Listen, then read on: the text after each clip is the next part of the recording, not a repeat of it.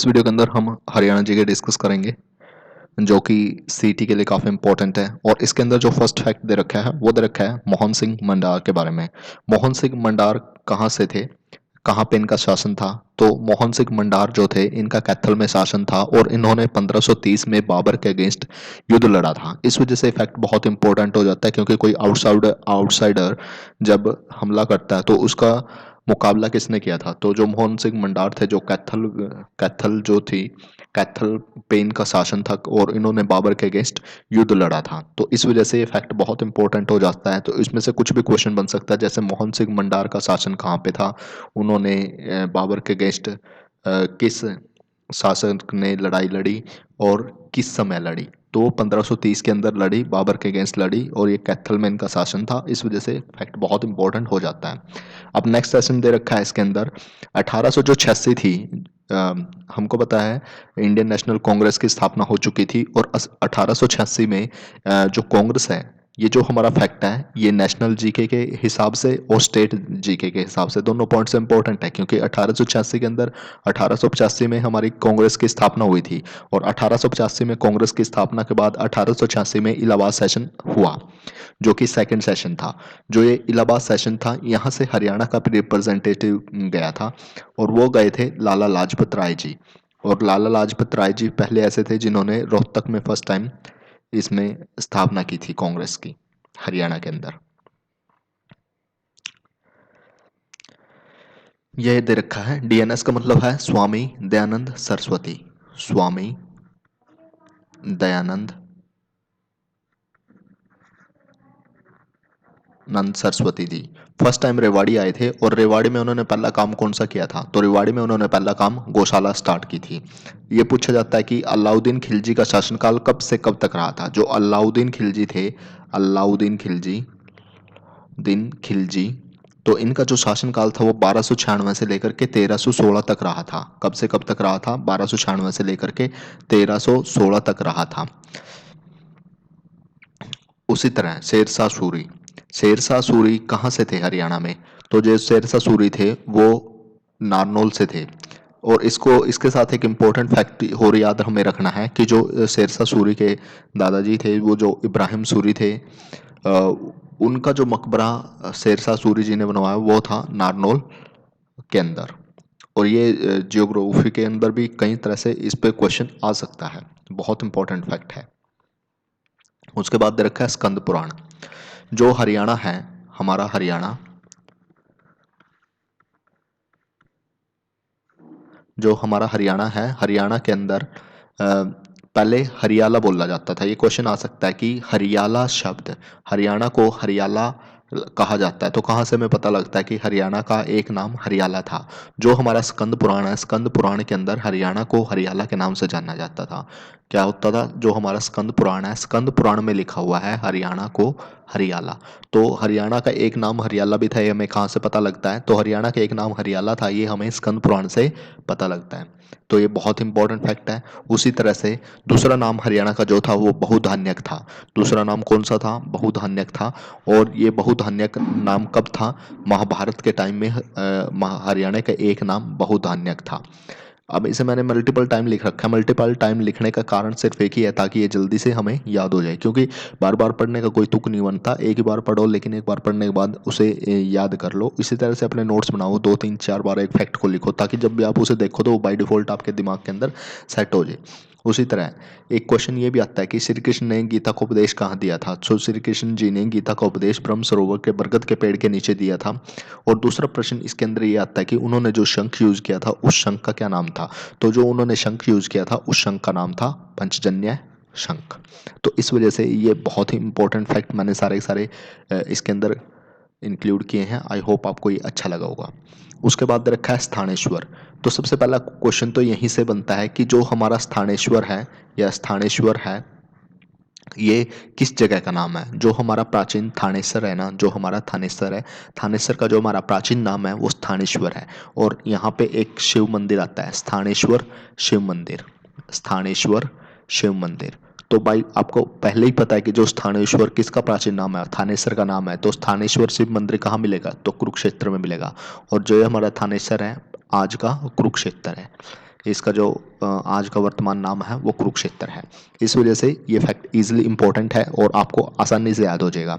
और थानेसर क्यों इंपॉर्टेंट है? क्योंकि थानेसर एक ऐसी नगरी है, एक ऐसा स्थान है जिसको प्राचीन राजधानी होने का गौरव प्राप्त है।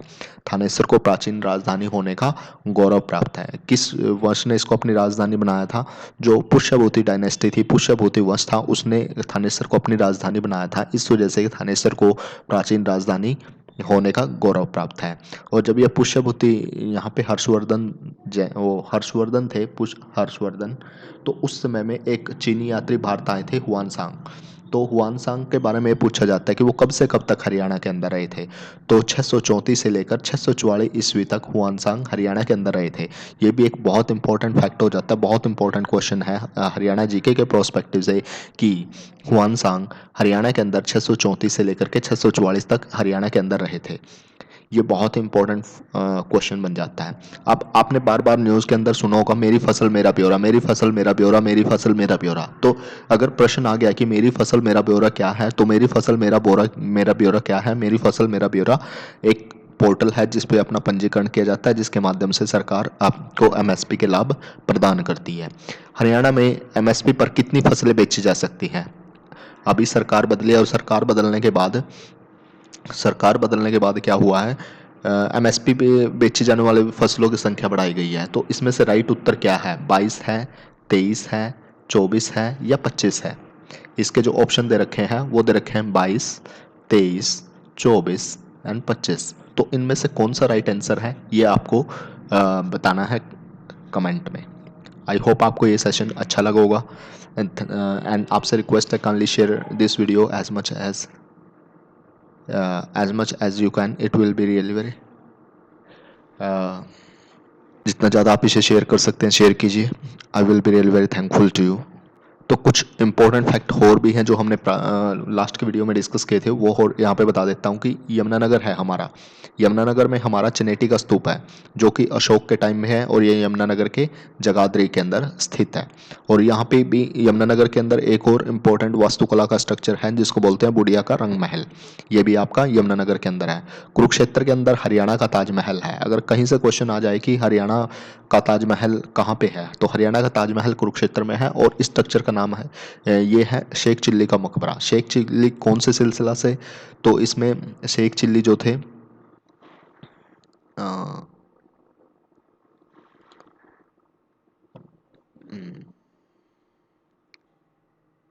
तो जो ये शेख चिल्ली थे, ये किस सिलसिले से संबंधित थे? तो ये चिश्ती सिलसिले से संबंधित थे। चिल्ली चिश्ती सिलसिले से संबंधित थे। इसको आपको याद रखना है कि ये शेख चिल्ली किस सिलसिले से संबंधित थे। ये भी एक इम्पॉर्टेंट फैक्ट है। अगर आ गया तो क्वेश्चन थोड़ा ट्रिकी हो जाएगा। इस वजह से याद रखना है कि शेख चिल्ली का जो मकबरा है वो कुरुक्षेत्र के अंदर है। उसी तरह कैथल के अंदर रजिया सुल्तान का मकबरा है। पानीपत में काबुली बाग मस्जिद है। हिसार के अंदर गुजरी महल है। और गुजरी महल के साथ साथ फतेहाबाद के अंदर फतेह खान का मकबरा है जो फिरोज शाह तुगलक ने बनवाया था। महेंद्रगढ़ के अंदर नारनौल के अंदर जल महल है। और नारनौल के अंदर बिरबल का छत्ता है। और शेरशाह सूरी द्वारा निर्मित इब्राहिम सूरी का मकबरा भी महेंद्रगढ़ के अंदर है। उसी तरह जब हम सोनीपत की बात करते हैं, फरीदाबाद में सूरज कुंड है और बड़खल झील है। मूर्तिकला की बात करें तो यक्ष यक्षिणी की मूर्तियां हमें कहाँ कहाँ मिली हैं? तो यक्ष यक्षिणी की मूर्तियां हमें फरीदाबाद और रोहतक में मिली हैं। बुद्धा हेड, एक क्वेश्चन यहाँ से इंपॉर्टेंट आता है कि हरियाणा के अंदर बुद्ध का सिर हमें कहाँ से मिला है? तो वो मिला है औरंगाबाद भिवानी से और ब्राह्मणवास रोहतक से। हरियाणा के अंदर दो जगह हैं ये, औरंगाबाद भिवानी और ब्राह्मणवास रोहतक। यहाँ से हमें बुद्ध का सिर प्राप्त हुआ है। बुद्ध के सिर की मूर्तियां प्राप्त हुई हैं। विष्णु की मूर्ति हमें तोशाम भिवानी से मिली है। और शेष सैया पर लेटे भगवान विष्णु की मूर्ति हमें सोनीपत से मिली है। ये फैक्ट आपको याद रखना है, सोनीपत के सुन से मिली है। रोहतक शुंग और कुषाण कालीन मूर्तियां हमें सुंग साकेल अलग अलग जगह से मिली हैं। इसके अलावा जो हमारे पास इंपॉर्टेंट फैक्ट हैं, जींद के मेले। जींद में कौन कौन सा मेला लगता है? जींद के अंदर सबसे फेवरेट मेला है हटकेश्वर मेला। और डेरा सच्चा सौदा मेला कहाँ लगता है? कई बार हम इसमें कंफ्यूज हो जाते हैं कि सच्चा सौदा तो सिरसा से रिलेटेड है, लेकिन नहीं, ये सिख गुरुओं से रिलेटेड है, गुरु नानक देव जी से, और ये जींद में लगता है। वैसे ही धमतान साहिब का मेला, ये भी जींद के अंदर लगता है। और पांडु पिंडारा मेला, इस दिन पितरों को पिंडदान किया जाता है, ये भी मेला जींद में लगता है। ये कुछ इंपॉर्टेंट फैक्ट थे जो इस वीडियो के अंदर मैंने डिस्कस किए हैं। आई होप आपको ये अच्छा लगा होगा। इसके बाद आपसे एक छोटी सी रिक्वेस्ट है, kindly share this video as much as you can. This will motivate me to arrange more content for you. ये हरियाणा का, जो हमें हरियाणा जीके के लिए टॉपिक स्टडी करने हैं, उन टॉपिकों की लिस्ट है, और ये टॉपिक आपके रेडी होनी चाहिए क्योंकि ज़्यादातर क्वेश्चंस इन्हीं टॉपिक्स में से आते हैं।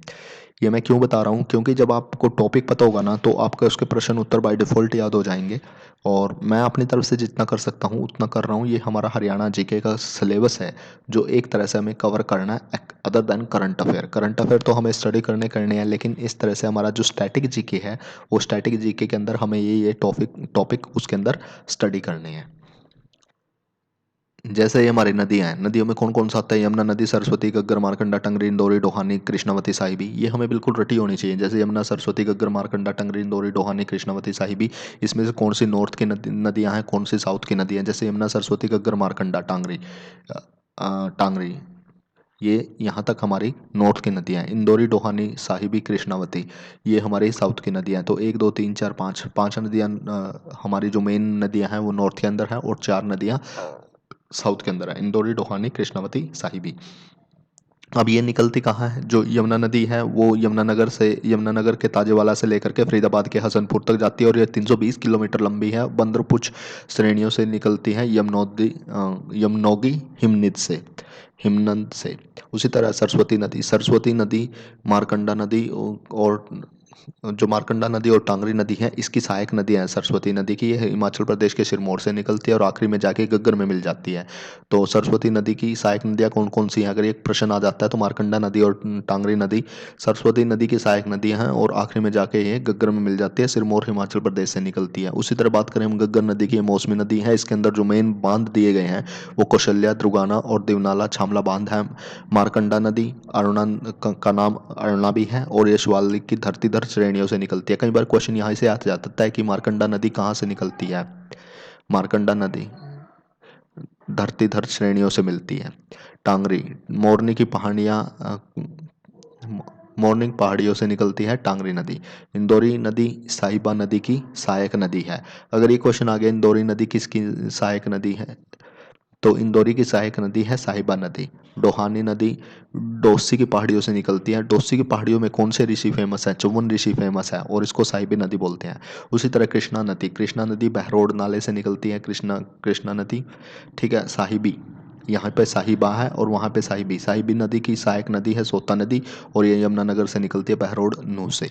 इस वजह से इसमें हमने इस टॉपिक को डिस्कस कर लिया। इस वीडियो के अंदर इतना ही। आई होप आपको ये अच्छा लगा होगा। I request you kindly like share and subscribe my channel. और मेरी जितनी भी जीके की वीडियो हैं उनको प्रमोट कीजिए। I will be really very helpful, I will be very thankful to you. Thank you, and kindly don't forget to give your suggestions. Thank you.